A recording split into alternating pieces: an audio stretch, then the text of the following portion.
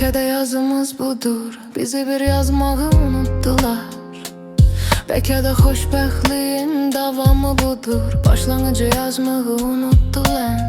Bilmezdim bu qaranlıq bürüyer her yanımı. Zülmət içinde axtarıram işıq olan canımı. Sen yoksa bulutlar bağlayır ulduzları. Sen olanda güneş doğur gece yarı. Sen yoksa bulutlar bağlayır ulduzları. Sen olanda güneş doğur gece yarı.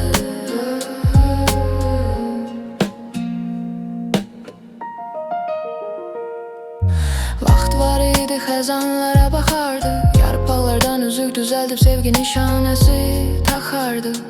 Cənnətdəki xoşbəxtlik çayından birlikdə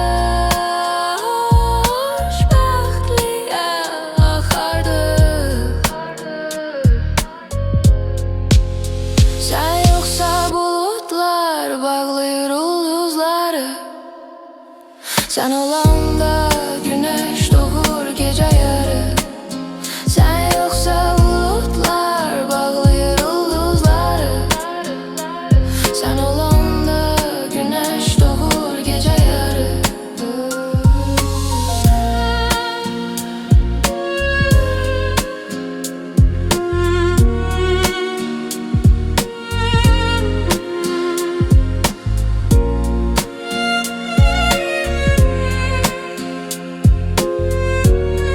Güneş doğur gece yarı.